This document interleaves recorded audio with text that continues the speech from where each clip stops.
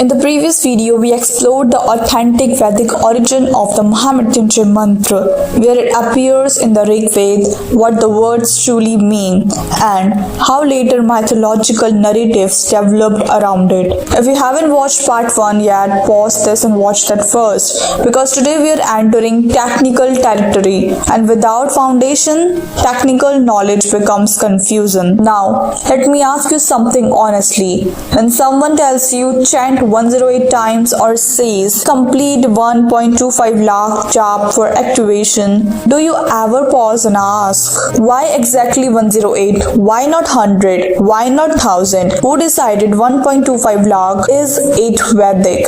Is it symbolic? Is it ritualistic? Today, we are not attacking tradition, we are understanding it precisely. Part 1. What does 108 actually represent? First, a factual statement. Inside the Rigvedic verse itself, there is no numerical instruction. No 108, no 1.25 lakh, no count prescribed. So, 108 does not originate from the original hymn.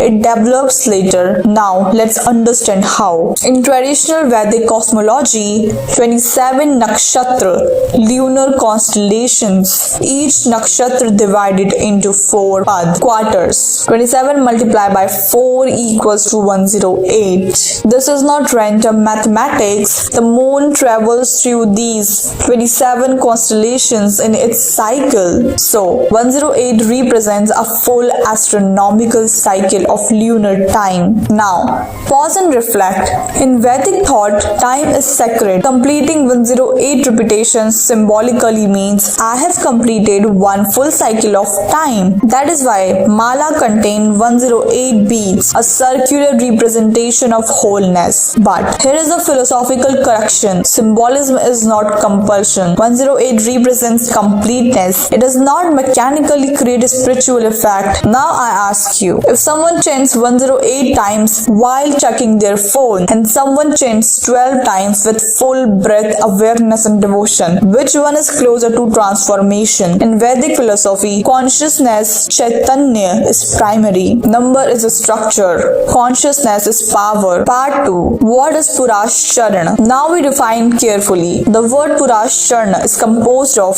Pura means before, Charan means discipline, movement or practice. Purashcharana means a systematic preparatory discipline performed before attempting deeper mantra realization. It is not mentioned in the Rigvedic verse. It appears in later ritual traditions and mantra-shastra systems. Now, here is where most people misunderstand. Purashcharana is not chanting a big number.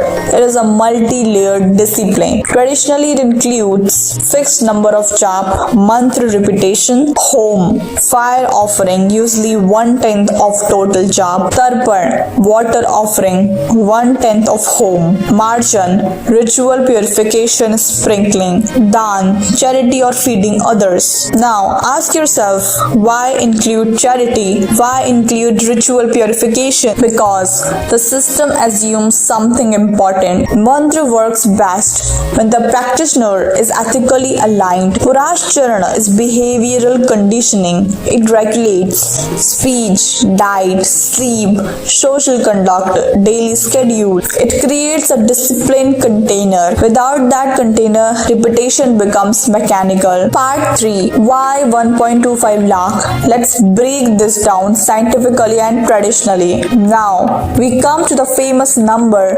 1.25 lakh equals to 1,25,000 repetitions. Where does it originate? In several mantra traditions, a journal rule appears. Number of syllables multiplied by 1000 equals to Purashcharana count. Now, depending on how syllables are counted in ritual recitation methods, Mahamrityunjaya is sometimes extended or is structured into 108 phonetic units in specific counting traditions. 108 multiplied by 1000 equals to 1,08,000. Some traditions increase the number to 1,25,000 to complete ritual margins and ensure surplus completion. This is a ritual safety margin, not not a Vedic command. Important distinction. This formula does not appear inside the Rigvedic hymn itself. It belongs to later procedural systems. Now, let's move from tradition to psychology. What happens if someone chants 1,25,000 times with discipline? Let's calculate roughly. If you chant 108 times daily, it takes over a year. That means daily consistency, fixed posture, controlled breathing, repeated auditory vibration, focused mental imagery. Repetition of structured sound influences neural patterning. Breath synchronizes with mantra rhythm. Slow breathing activates parasympathetic nervous system. Fear response reduces. Emotional reactivity stabilizes. This gradual neurological conditioning is what tradition describes as mantra siddhi, not magic. Integration. Part 4. What does siddhi actually mean? The word siddhi simply means accomplishment. It does not mean physical immortality, breaking biological law, avoiding karma, instant miracles. In classical understanding, siddhi means the mantra becomes internalized.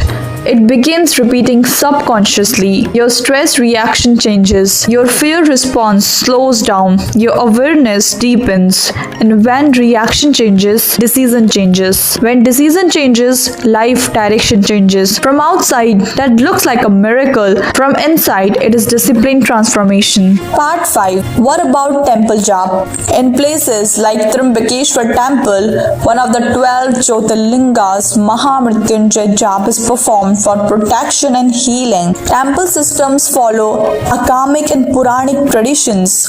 Now, think about what a temple environment provides. Collective synchronized chanting, strong acoustic resonance, sacred symbolism, emotional reassurance, community faith support. All of these influence psychology powerfully.